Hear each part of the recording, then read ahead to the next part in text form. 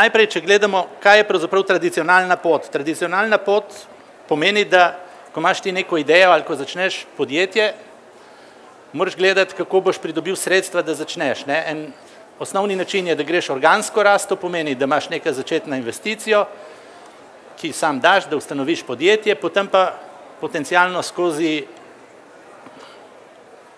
promet podjetja pridobiš dodatna sredstva in s pomočjo tega rasteš. Seveda to pomeni, da moraš imeti rast.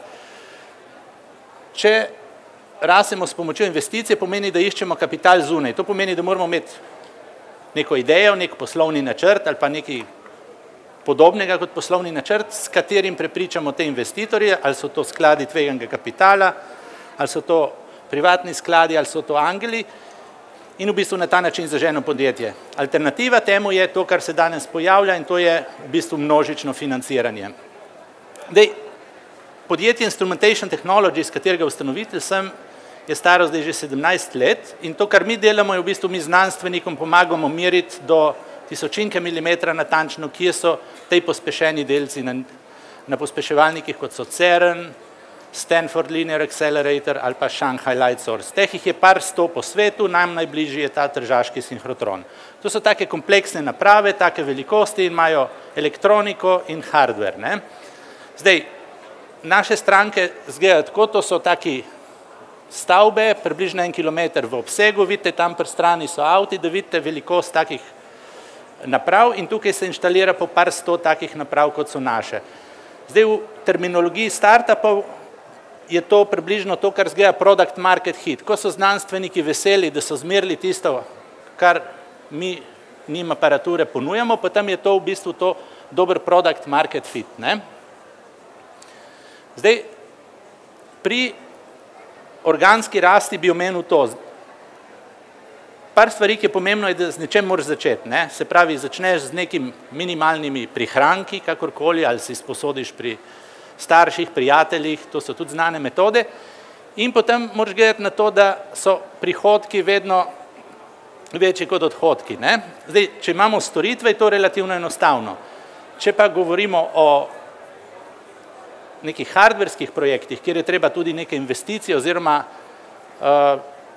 nekaj narediti, je to pa malo težje. Zdaj, mi smo imeli, tukaj bom rekel čisto naša osebna zgodba je bila, da ko smo mi začeli podjetje, leta 1998 smo bila najprej v 2, potem v 3 in 5 let smo delali samo storitve. In smo postopoma rasli, ampak nič bistvenega. In vedno smo si želeli svoj produkt narediti in to nam je uspelo leta 2003, ko so na 2 koncih sveta sočasno se odločili, da bodo rabili take inštrumente, kot smo jih mi jim ponudili, in na osnovi tega smo z njimi podpisali pogodbo. Dobili smo avansno plačilo, se pravi, to je en vir financiranja. Drugi del je prišel iz tega, da smo kot zunanjega partnerja dobili enega poddobavitelja, ki nam je omogočil to, da smo zamaknili plačilo. To pomeni, da mi smo naši stranki naredili stvari in šele potem, ko je ona nam plačala, smo plačali našega poddobavitelja. Se pravi, ko raste podjetje, je zelo pomembno tudi, kako se upravlja z terjatvami in obveznostmi, ker s tem lahko ogromno sredstev preneseš. In če smo 1/3 pridobili skozi avansna plačila, smo 2/3 upravljali s terjatvami in obveznostmi in tretjo s pomočjo kreditov. Zdaj, mi smo imeli srečo, da 2003 je bilo relativno obdobje rasti in SKB je takrat postala francoska banka oziroma v lasti Francozov in mi smo rekli, ta pospeševalnik, za katerega delamo, to bo ponos francoske znanosti in zaradi tega so potem tudi SKB nam šli dokaj na roke in smo v bistvu za terjatve, ki smo jim odstopili, bili sposobni dobiti kredit za 1/3 tega projekta. Torej, tudi če se gre v nek hardverski startup ali pa podjetje, se da rast, če najdeš neke vzvode, kako lahko prideš do sredstev oziroma za to, da lahko zgradiš nekaj, preden ti v bistvu potem to plačaš.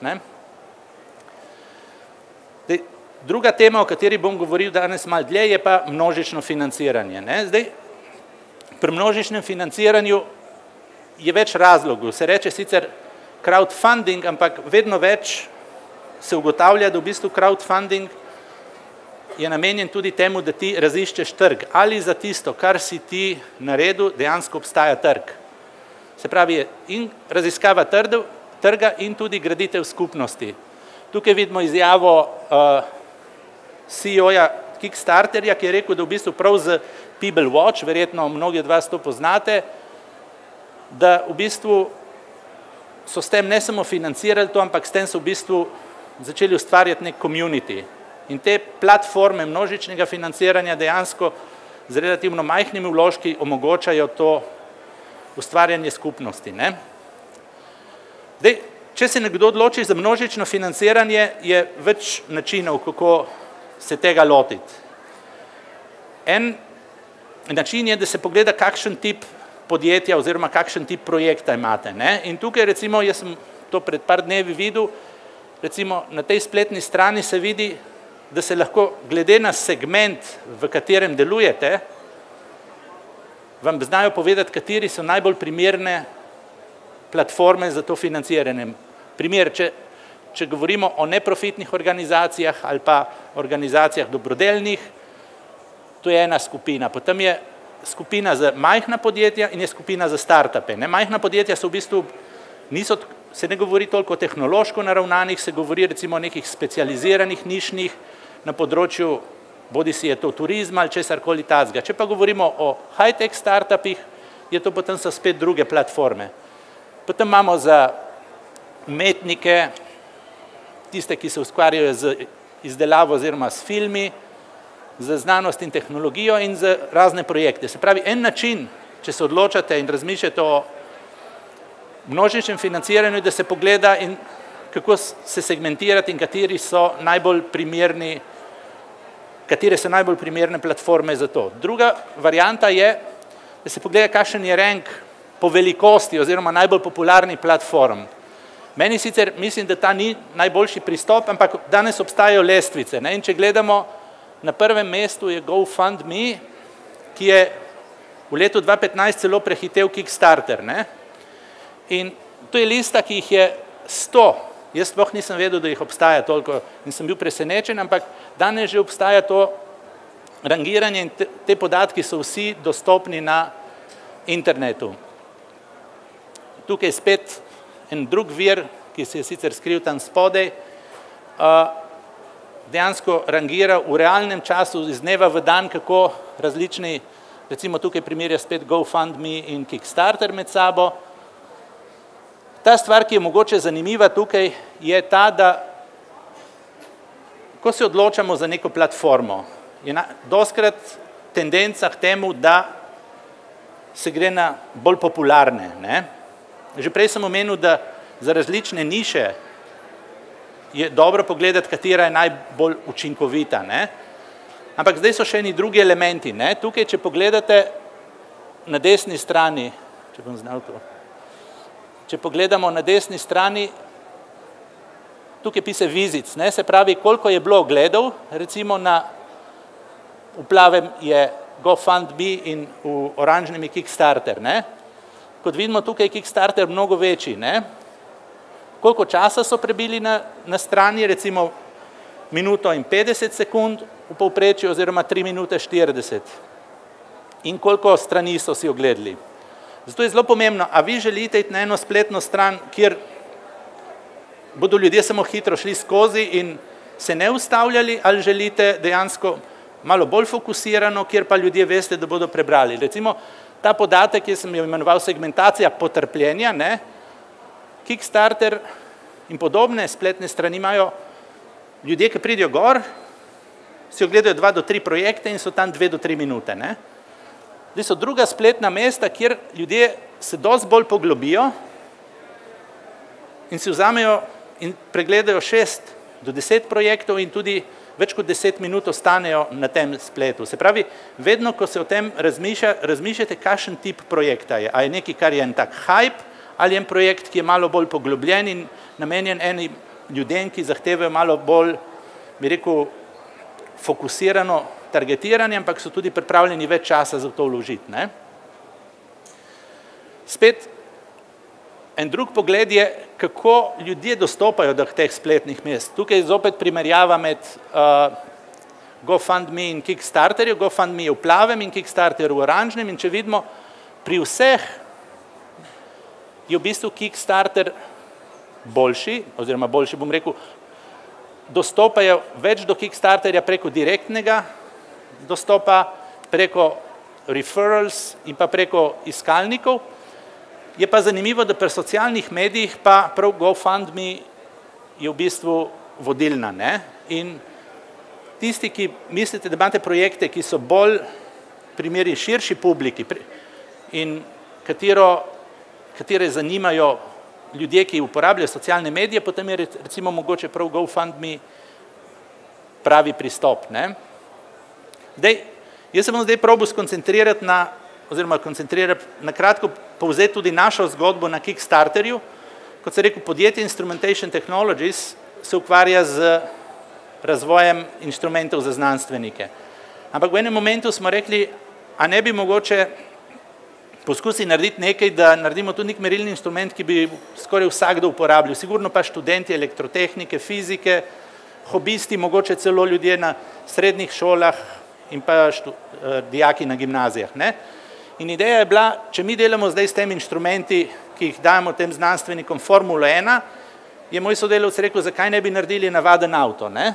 Pa bi naredili nekaj bolj preprostega, ampak tudi cenejšega, ker tega bi tudi več prodali, ne? In na ta način smo mi šli in ustanovili projekt v podjetju, oziroma rekel, jaz sem podprl projekt, ki se je imenoval Red Pitaja, in s tem projektom smo naredili en majhen inštrument, ki je velik malo več kot kreditna kartica in omogoča merjenje od vsega, od radijskih valov do temperature, do vlage, do karkoli si zamislite, odvisno tudi kakšne senzorje date gor, ne? In s tem projektom smo šli na Kickstarter in smo v 2 mesecih zbrali približno $250,000. Tako izgleda ta inštrument, to je tako majhna kartica. Prednost tega inštrumenta je, da ti ne rabiš, nima sam svojega displeja, ampak v bistvu ti lahko vzameš svoj telefon in merilne rezultate takoj gor si pogledaš, ne? Ponavadi so taki inštrumenti bili, ki so bili dosti dražji in so bili dostopni samo v laboratorijah na univerzah in raziskovalnih inštitutih. In če pogledamo, kaj je potrebno, preden greš ti na neko platformno množičnega financiranja, moraš imeti ti vsaj en prototip, ne? In tukaj kažem 4 različne verzije tega produkta, kako je nastajal. Levo zgoraj vidimo 3D print, to je bil, v bistvu, mi smo šli s 3D tiskalnikom to delati, zato da smo sploh preverjali, preden smo šli na Kickstarter, ali ljudje dejansko jih to zanima. A je to nekaj, kar bi oni kupili? In v bistvu smo naredili tisto. Po tistem smo naredili prvi prototip in če ste videli tudi na prejšnjem prosojnici, dejansko je bil zelene barve, ne? In ta prototip smo naredili in je lih tako deloval, da smo bili prepričani, da mi tak izdelek lahko naredimo. In v tistem trenutku, to je rdeča črta, smo se mi odločili, v tej točki gremo pa na Kickstarter. Ta prototip je že dovolj dobro delal, da smo ga lahko tam demonstrirali in v bistvu Kickstarter nam je omogočil, da smo financirali in preverili, a obstaja trg in smo naredili še potem 2 verzije in ta zadnja verzija tukaj spodaj je tista, ki se tudi danes prodaja.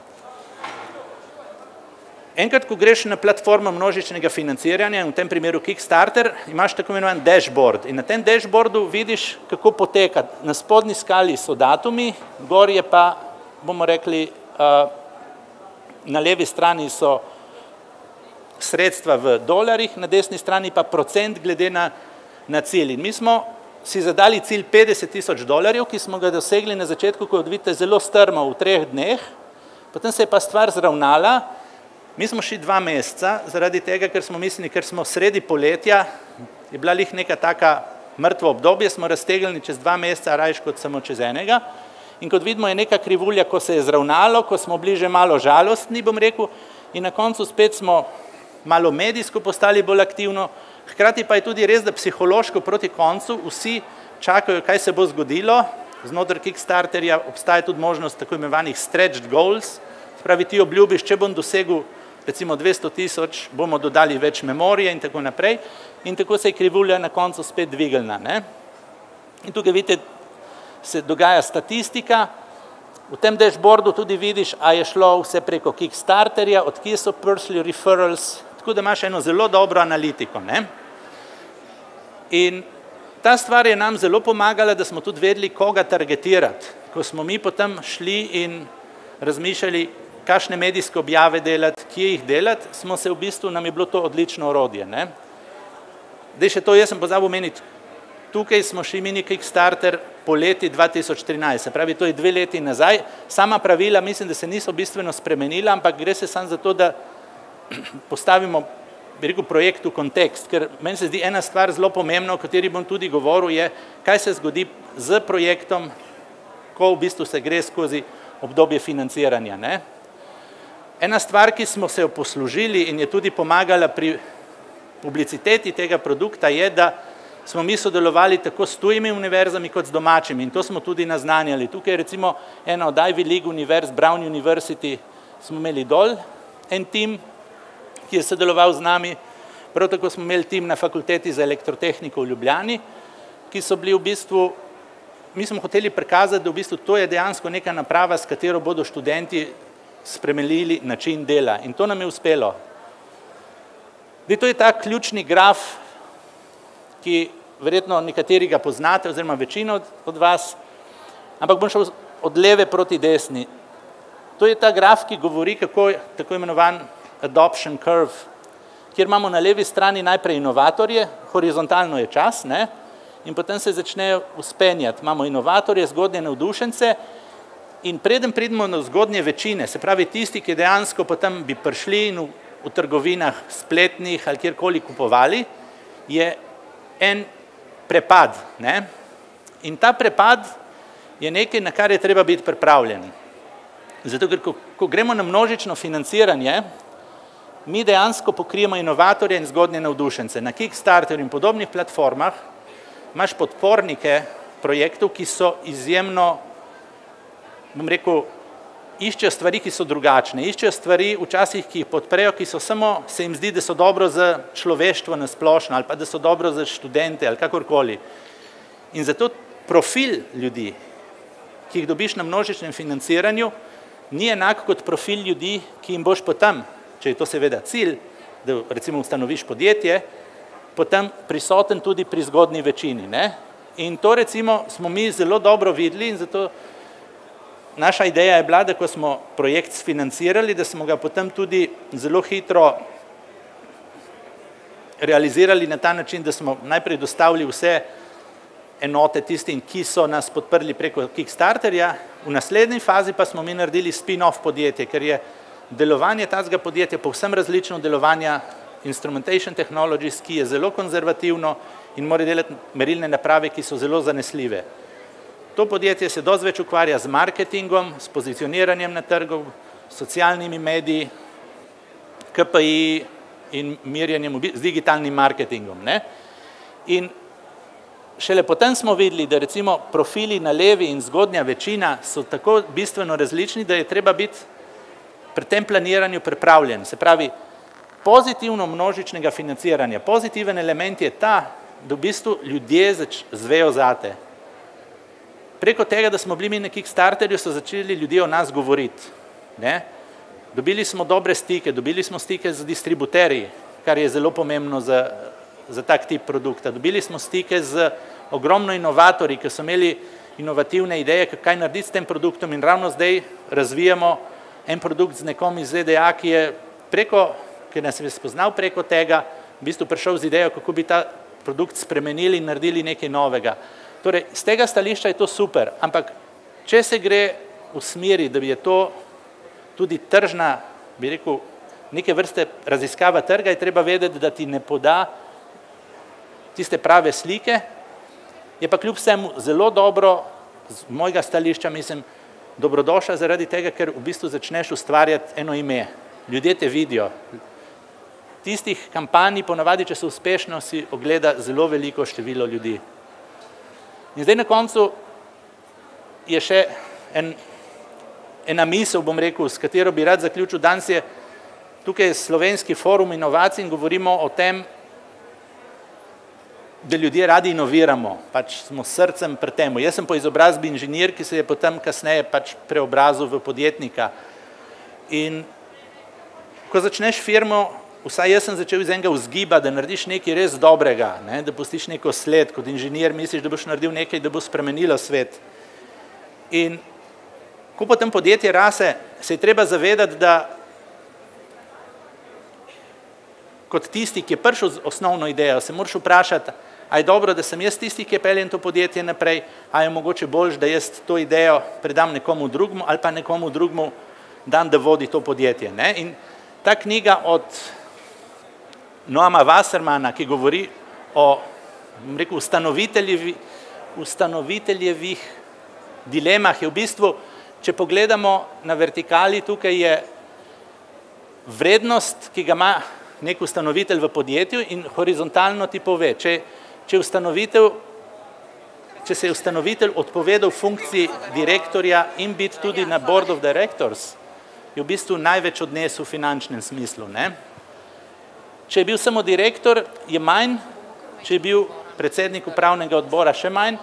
Najmanj v finančnem smislu so pa odnesli tisti, ki so hoteli, in včasih tukaj interferira ego, biti oboje, se pravi imeti popolno kontrolo nad podjetjem, ampak to včasih ni najboljše. Tako da tukaj ni povezano niti z množičnim financiranjem izključno, niti izključno z organsko lastjo oziroma tradicionalnim financiranjem, pa gre se za pogled na podjetje. Kadarkoli se lote nekega projekta, razmislite, kje so vaše moči in temu se tudi prilagodite. Za konec bi se še rad zahvalil, pri naši kampanji so nam pomagali Marko Pirc iz Lumulabs, ki so približno par mesecev, preden smo mi šli na to kampanjo, tudi lansirali svojo uspešno kampanjo, so tudi nekaj čez $200,000 zbrali. Niko Klanšek, ki ga verjetno poznate, moj prijatelj in bivši sodelavci iz ZDA, Kevin Jordan, in seveda ekipa Instrumentation Technologies, ker ko ti en tak projekt zaženeš v enem ustaljenem podjetju, je to tudi stres za podjetje, zaradi tega, ker se stvari dogajajo s čisto drugo dinamiko in so mogli imeti ogromno, so nam dali veliko podporo in ogromno potrpljenja. Hvala lepa.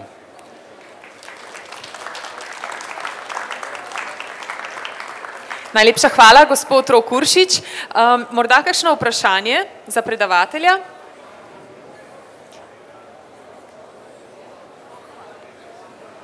Dober dan, jaz sem Mojca Stobeljar iz Mini Poliglotini. Iz? Mini Poliglotini. Jaz nekje konec naslednjega leta ali pa 2017 planiram eno Kickstarter ali pa crowdfunding kampanjo, ki bo moja obstoječa oziroma dva produkta. Hardware je večjezična knjiga za otroke, software je aplikacija, ki ponuja te vsebine mobilna v več jezikih, nadgradila tudi nekimi drugimi fizičnimi produkti. In že zdaj gledam, kaj delajo drugi, kako pač neke sorodne stvari, kaj se sfinancira, kaj se ne sfinancira, razliskujem to. No in večina ljudi mi je povedala, ki so imeli slovenskih pač podjetij, ki so poskusili na Kickstarterju, da je ključna tista predpriprava, predno greš, da imaš strategijo, da imaš tudi marketing, da veš, kjer medije kontaktirati in kako dejansko to spuščati, da res pride do tega, da stvar postane viralna.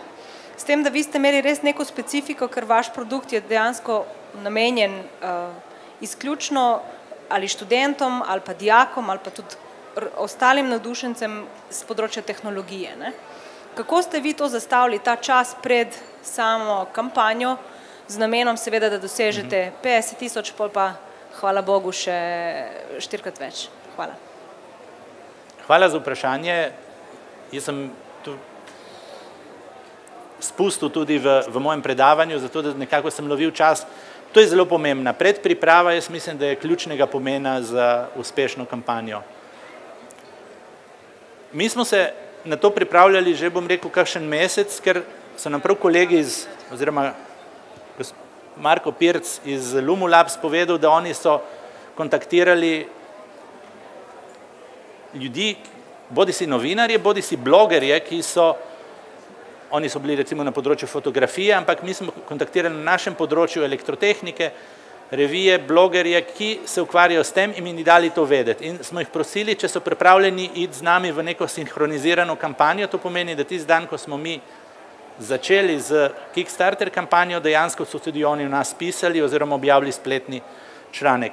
Mogoče pika na i je bila pa po svoje sreča, da približno, mislim, da dober teden, preden smo mi začeli kampanjo, se je preko SEED mreže je bil na obisku v Sloveniji tudi novinar John Biggs iz TechCrunch in smo imeli priliko, so nam v bistvu sodelavci oziroma prijatelji iz SEED mreže omogočili, da smo se z njim dobili, smo mu predstavili produkt in dejansko je on tisti dan, ko smo mi šli v to kampanjo, ta članek tudi na TechCrunchu objavil. In to je bila, po mojem, ena zelo pomembna komponenta tega, da smo mi potem uspeli in na začetku so že ljudje za to zvedli. Ker se mi zdi, da obstaja psihološki moment v tistih prvih dneh, ko ljudje tudi na osnovi tega, a množica začne to kupovati, se potem začnejo podobno obnašati.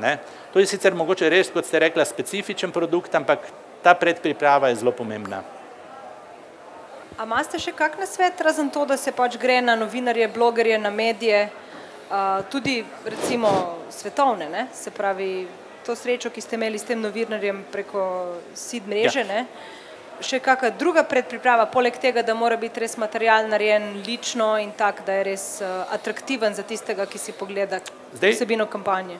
Jaz bolj kot na ličnost bi dal skoraj danes na avtentičnost. Ljudje na teh, odvisno sicer verjetno kakšno kampanjo imate na katerem področju, ampak bolj kot je ta stvar bliže nečemu, recimo odprtokodnim sistemom in podobnim stvarem ali pa nečemu, kar je povezano z nečem, kar je nasplošno dobro za človeštvo, bolj ljudje cenijo ne tisto nujno, da je polirano v nul, ampak da je neka avtentična kampanja, ki dejansko neko sporočilo ima, da težo temu. Drugo, kar je vsekakor, se proba kontaktirati vse tiste potencialne kupce, ki si jih ti predvidel, da bi lahko jih to zanimalo. In recimo pri tem smo uporabljali in naša socialna omrežja, vsak svoje kontakte preko tega, da smo prišli in dali o tem vedeti recimo prijateljem preko bodisi LinkedIna ali preko Facebooka recimo. Tako da to so, jaz bi uporabil praktično vse kanale, ampak kljub vsemu se mi zdi ključen ta, da v tistih prvih momentih, ko se pride ven, čim več ljudi zve za to. Mi smo imeli tudi to srečo, čeprav ne vem, koliko nam je pomagala, mi imamo tudi preko podjetja Instrumentation Technologies eno mailing listo, kjer pošiljamo okoli približno na četrtletje novice in smo tudi to mrežo uporabili za to. Tako da smo probali vse take mehanizme aktivirati, zato da smo povečali število ljudi, ki so potem zvedli za nas. Termin je building awareness. Ti moraš čim več ljudi dobiti, da zvejo zate in da potem potencialno oni še komu drugemu povejo.